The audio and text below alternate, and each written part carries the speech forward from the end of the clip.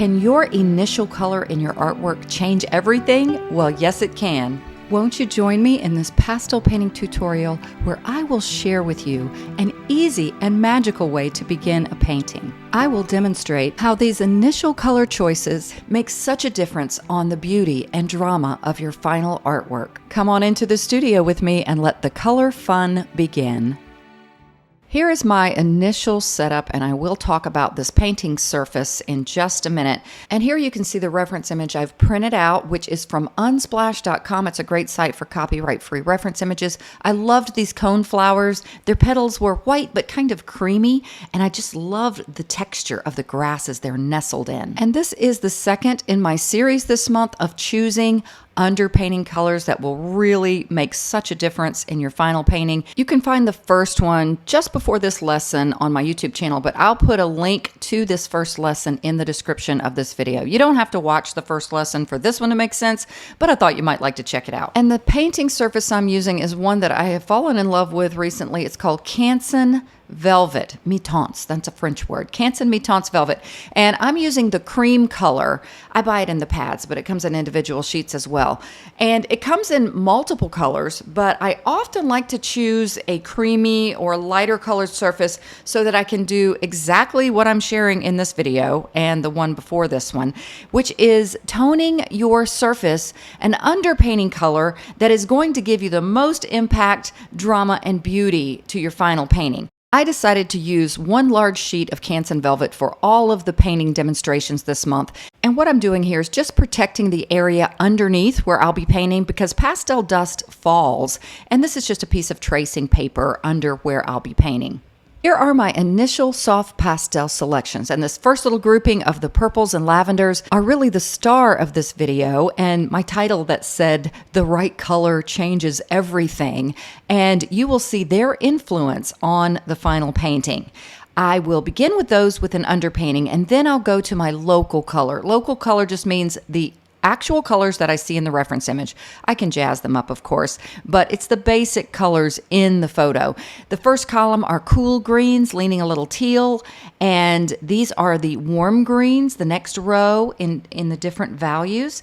And then I have some of the colors I'm going to use for some of the flowers and the centers of the flowers, and a couple of darks up there too. For the light creamy color of the flower petals, I have a little box of neutrals. I've slowed this down. You can sort of see that little box there. I'm going to be using a combination of some of these lighter neutral colors for the flower petals. If you're a patron of mine, you're going to get all of my color notes and all of the extra goodies that come from being a patron of mine on my Patreon page. And if you would like to become a patron of mine, it's only $5 a month. You unlock hundreds of lessons with more real-time or slower content, and it's really just a beautiful, happy place to be. Again, only $5 a month, and you can cancel at any time.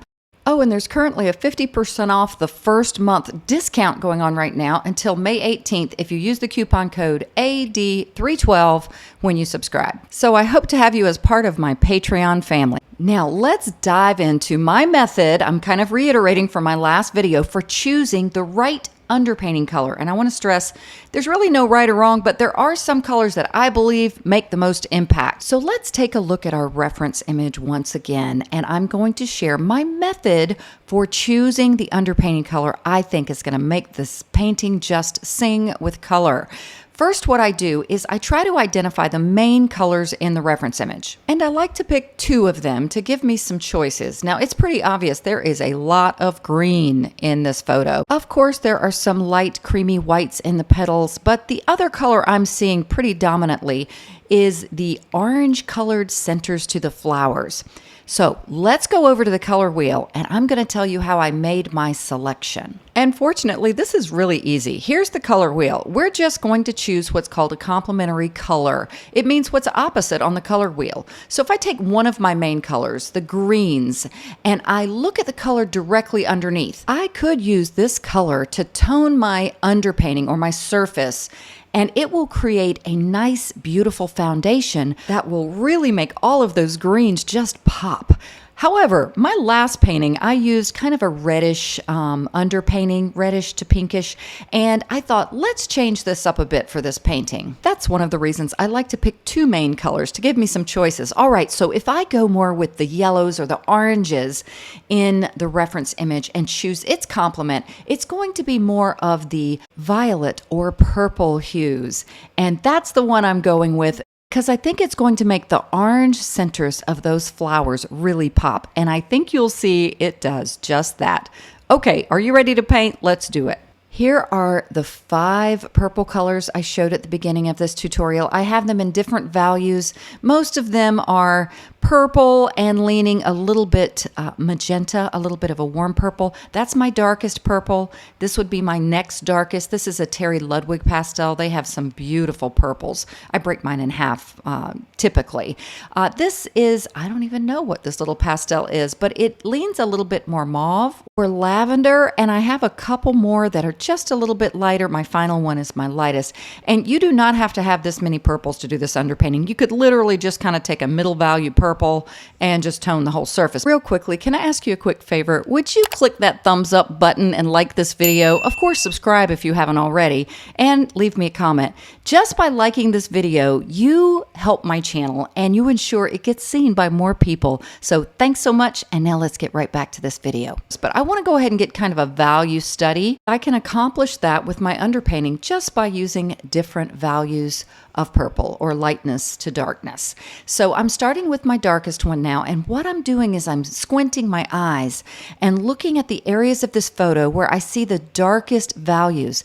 I see little sections in the photo, especially where my hand is right now. There's a dark section at the bottom, kind of surrounding or around, enveloping some of the flowers. So you can see an area up at the top to the left, an area up at the top, a little bit to the right.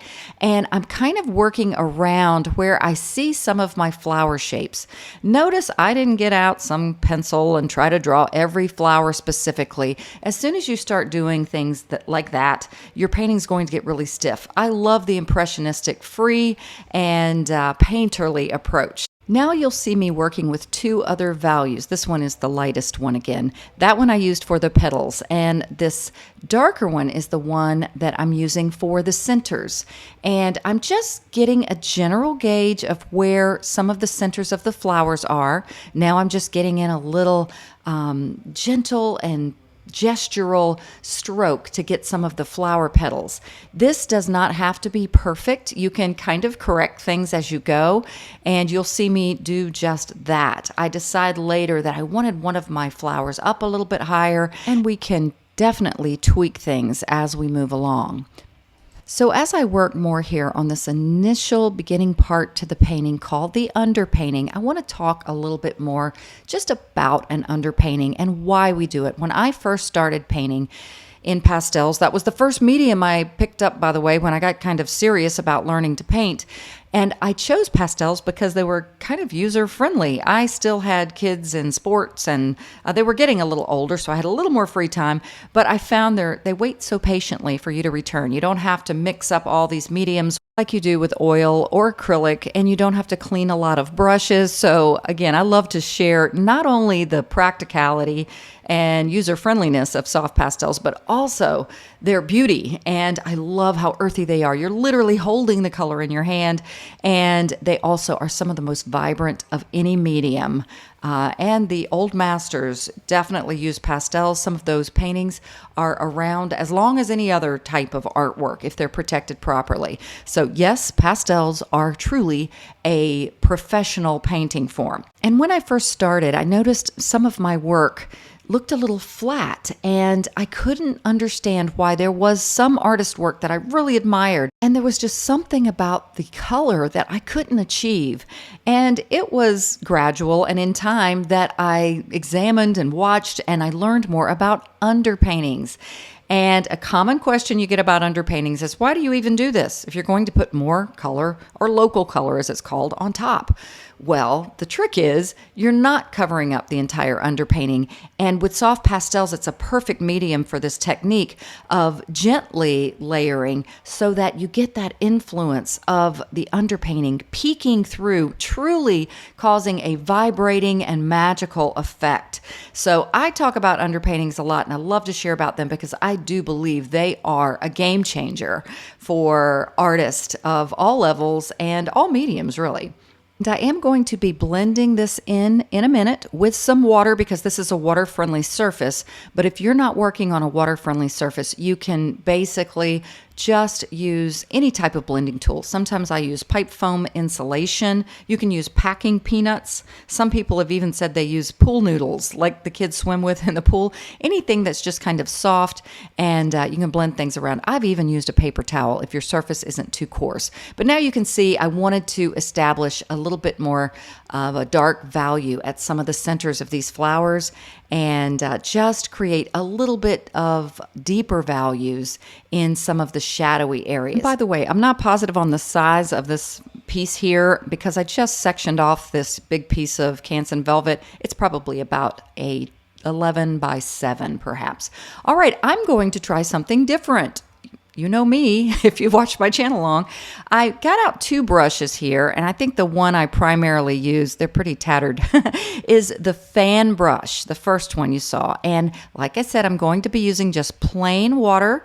Some of you may know if you've watched me, often I'll use alcohol, but I find that the water works really great on this Canson Velvet. So I grab a paper towel just to control the flow of the water. And the reason I chose the fan brush, I think you'll notice, is I loved the texture that it gave as I'm wetting and moving the pastels around. I loved in the reference image how the grasses were very spiky and linear and fun and free. And so rather than just wetting this to death with a lot of water, I'm just gently wetting these and letting the little bristles of the fan brush move in a way that creates the texture. I'm working around the flowers at this point, just getting in the darkest values, and I am going to speed this section up. I think you can see it come to life a little better that way.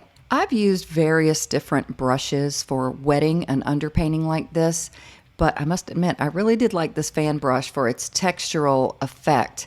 And also, too, just so you know, an underpainting is not just about getting a color down for your local colors to bring excitement to them, but it's also to create this loose beginning. If you lean towards Impressionism or really want a style that's more painterly, beginning a painting like this is by far a great way to begin a painting. When I brushed in the petals, you can see they got a little bit darker, but the goal was really just to be able to kind of see the general placement. And here's where I was saying you have the flexibility to change some things and move some things. I wanted my top flower leaning, and I always say looking, I personify them, kind of towards the left. They were slightly doing that in the reference image, but I wanted to exaggerate that just to have some more drama, gesture, and life to this piece. So what I'm doing here is I have a little, I'd say a cool reddish pink color that's a Prismacolor Nu Pastel. It's spelled N-U, not N-E-W, Nu Pastel. And they only sell them in sets now of different quantities, and they're pretty affordable, but they're great for sketching like this. They're a little bit harder, so you can get finer lines and details. But here I'm really just trying to reposition some of these flowers, and I needed something that would show up. And by the way, why would I choose this color? Well, I wanted something to show up, but I also know that it's going to have a little bit of color excitement as well in the painting. Now, I already decided I wanted to move it even more to the left. So I used what I was scrubbing there with was a kneaded eraser, Knee ADED. It looks like a piece of gray clay, and kneaded erasers are great for erasing and reworking things in a pastel painting. I've sketched in most of my flowers at this point, and now since the centers of my flowers I know are pretty dark, other than some of the deep dark areas of the background, the flower centers are darker than any of the other elements in the painting. So I'm going ahead and adding a little bit of pizzazz with this pretty cool red or little pink colored Prismacolor New Pastel. And I grabbed another color that's a little bit warmer. It's just a hint, a little more orange. And I glazed a little bit of that color as if the light was filtering down through some of these flowers.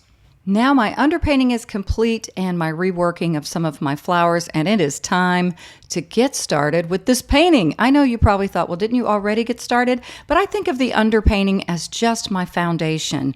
And now I'm going to watch the magic happen as these colors that are called local colors, more like the colors in the reference image, interact with some of the underpainting colors. Now, you may be thinking, you're painting those petals some crazy colors right there. And in my Patreon version of this lesson, this one is sped up quite substantially on the YouTube channel here, your free version. But on my Patreon version, I go into almost all of my color choices and why, and a lot more commentary. And you can either become a patron for $5 a month if you would like to gain access of hundreds of videos, literally, or you can purchase lessons individually if you just don't like to subscribe. So you can find the link to my Patreon page in the description of this video and multiple places, actually. So you can see now this painting coming to life, but I want to point out and stress that I created the underpainting not just to cover it all up. That's a question that I get all the time is, why did you create it if you're just going to cover it up? And I think you will notice that little bits of this beautiful purplish lavender color and some of the pinks from the sketch marks for the flowers are actually peeking through and having a little bit of an influence. And how you would really notice a difference is if I had created this same painting on just the cream surface of the Canson Velvet surface. And I should have done that actually, so you could see how dramatic the difference is. For my final marks to make some wispy grasses, I'm using these Prismacolor New Pastels. They're the same type of pastels I used to get in the sketch of the flowers in the bright pink. And I am switching hands right here. I am primarily left-handed, but I often recommend to paint with your non-dominant hand. And the reason is you can make marks that are typically more gestural, free, and fun. We get in kind of a habit of our strokes and they become boring. So I suggest you try to give that a go. And I'm taking some of the marks and actually layering them over some of the flowers to give more of that feeling of them being buried. And again, I loved how these grasses in the reference image were so textural and needly almost. And by the way, this lesson is the second in this month's series on magical beginnings, I'm calling it, how underpainting colors can really affect the outcome of your painting. And I think you can see it here. Check out my first tutorial this month that I will have as a link at the end of this video where you can click it. But I was happy with the results of this painting. It was fun and free and colorful, and I encourage you to give it a try. Leave me comments if you have any questions. I love to hear your comments or just your feedback and even your suggestions on painting subject matter and tutorial ideas. I really love the results of this purplish underpainting, and my next tutorial, by the way, that's on the way, is going to have a neutral underpainting, so be sure to subscribe and click that bell icon to be notified. I hope this lesson blessed you, and if you're a patron of mine, you know you got the full version of this lesson. If you're not a patron, come join the family, check out more of my videos, subscribe, and as always, God bless and happy painting.